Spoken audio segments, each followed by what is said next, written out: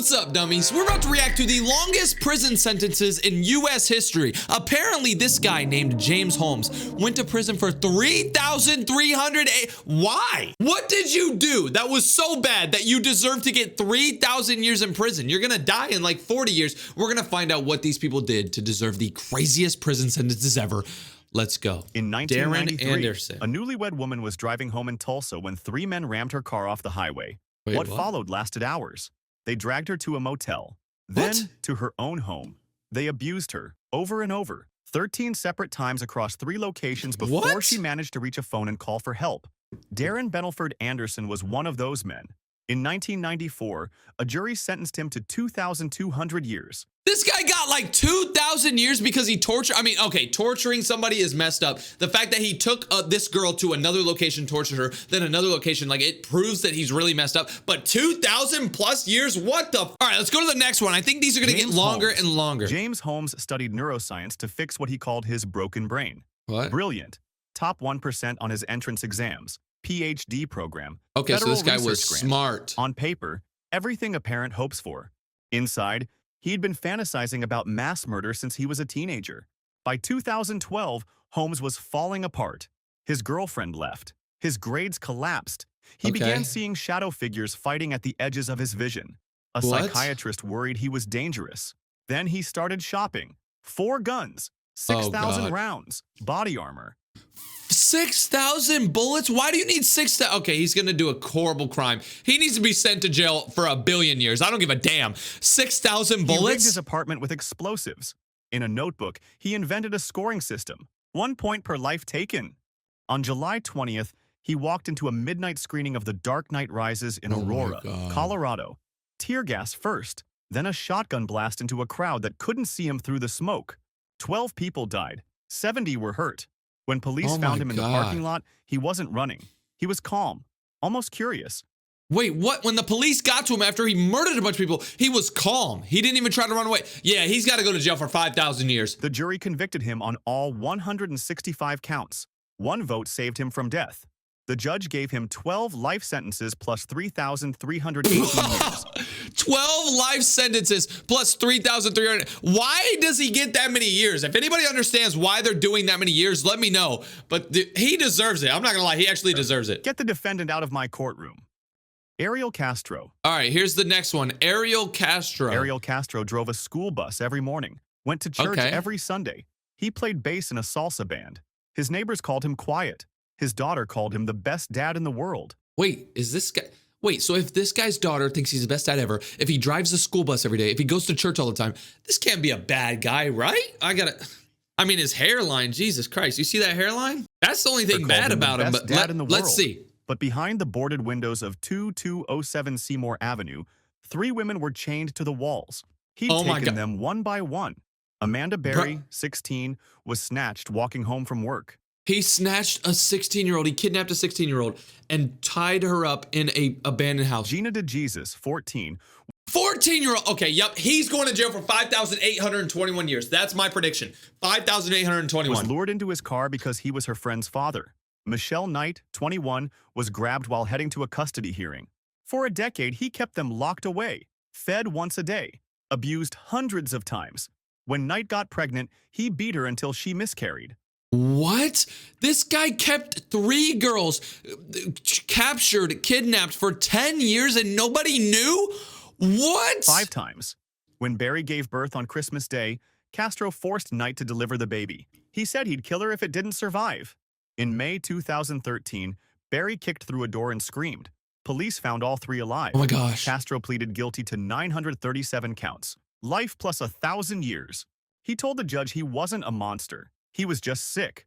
Bro, I captured 3 women and tortured them for 10 years and kidnapped them for 10 years and forced them to deliver babies with no medical supervision, but I'm not a bad guy. Yeah, right, bro. His hairline's still messed up. No wonder you had to capture and kidnap a bunch of girls. You couldn't get any girls. What's wrong with your head? He hanged himself in his cell. The man who imprisoned 3 women for a decade couldn't survive 33 days of captivity. Wow. Bobby Joe Long. Bobby Joe Long? That's somebody's actual name?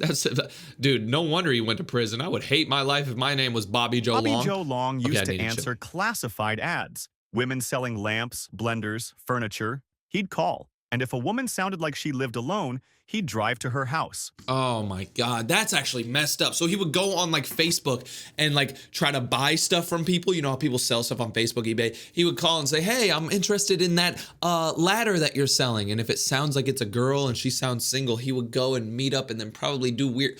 Oh my God, he needs 1 billion years. I don't care. I'm going to predict that he gets 3,000 years for this. That's how he abused more than 50 women across Tampa Bay. Okay, never mind. 50 women? I thought he only did it once. 580 billion years. Before anyone knew his name.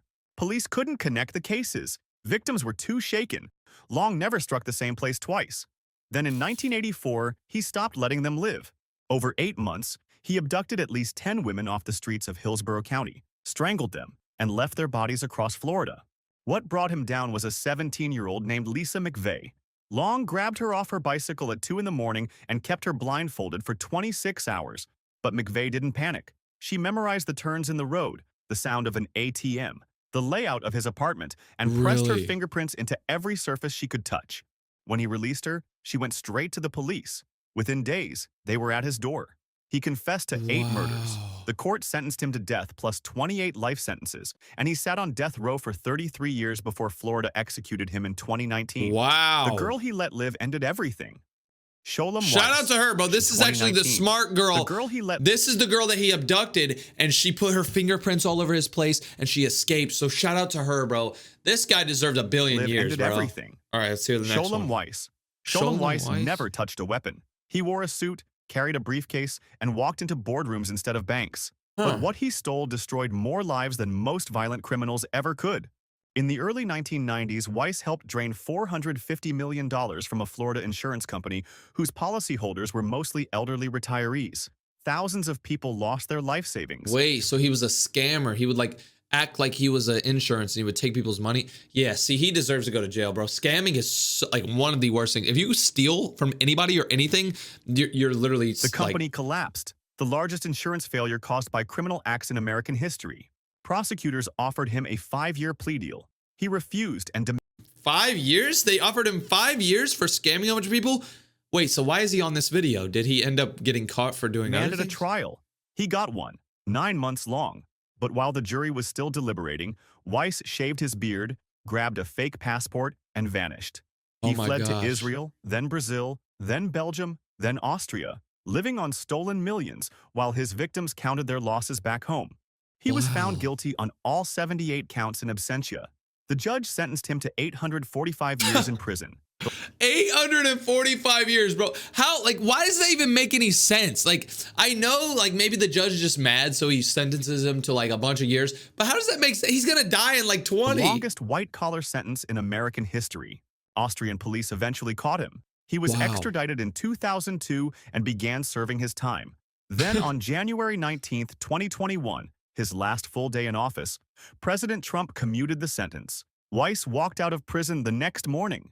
845 years reduced to 18. Terry Nichols. On April 19th, 1995, a rented truck loaded with 2 tons of fertilizer and fuel oil exploded outside the Alfred P. Murrah Federal Building in Oklahoma City. The blast tore the north face off the building. 168 people died, including 19 children in a second-floor daycare. Oh my gosh! Oh my gosh! McVeigh built the bomb and drove the truck. He was executed. Oh my God, this guy blew up in 2001, but he didn't do it alone. Terry Nichols helped buy the fertilizer. He helped steal explosives from a Kansas quarry. He helped rob a gun dealer to fund the plot. The night before, he helped McVeigh mix everything in the truck. Then he drove home and waited. When the building came down, Nichols was hundreds of miles away. He turned himself in 2 days later, and police found blasting caps, ammonium nitrate, a hand-drawn map of downtown Oklahoma City, and a receipt bearing McVeigh's fingerprints. The federal jury convicted him but deadlocked on the death penalty. Oklahoma tried him again. 161 counts of murder, 1 for every victim. Okay, what is this? Dudley Wayne Kaiser. It shows somebody playing with a dog, playing with a... This looks so happy, bro. I have a feeling this guy's gonna be a creep. On Halloween afternoon in 1976, Dudley Wayne Kaiser drove to his ex-wife's mother's house in Tuscaloosa. Wait, they said on Halloween night? Don't tell me he's gonna like dress up as like a Halloween character, like a scary guy, and then Alabama. actually... His 6-year-old son was outside playing with puppies when his father walked through the door. Inside, Kaiser and his estranged wife started arguing. When the mother-in-law reached for the phone, Kaiser drew a pistol from his belt and shot her in the forehead. Then he shot a college student who happened to be there. Then he chased his wife outside. She grabbed her son and pushed him to run. The boy made it to a neighbor's porch, but his mother collapsed in the driveway. The boy was the only witness, 6 years old, testifying against his own father. Oh my God. Kaiser was sentenced to death, but Alabama's death penalty was struck down, and at his retrial, the jury needed another way to make sure he'd never walk free. They gave him 2 life sentences and 10,000 years for the third murder. Bro, 10,000 years. 10,000 years. It made the Guinness Book of World Records as the longest sentence ever on a single count. Bro, so this guy has the Guinness World Record of the longest sentence on one count. Bro, 10,000 years. Look at him. He's depressed. Bro, if I was sitting in jail for 10,000 years, I'd be like, bruh, what the hell do I do? Kaiser has applied for parole 10 times since, but denied every time. He's still alive, still locked up, still waiting for a yes that will never come. Paul Geidel. In 1911, a 17-year-old 1911, bro, this is a long time ago. Orphan named Paul Geidel was working as a bellhop at a New York City hotel. One night, he sneaked into a guest room, pressed a chloroform-soaked rag to the man's face, and tried to rob him. The man suffocated, and Geidel escaped with a few dollars. He was arrested. He robbed somebody for a few dollars? 2 days later and sentenced to 20 years to life.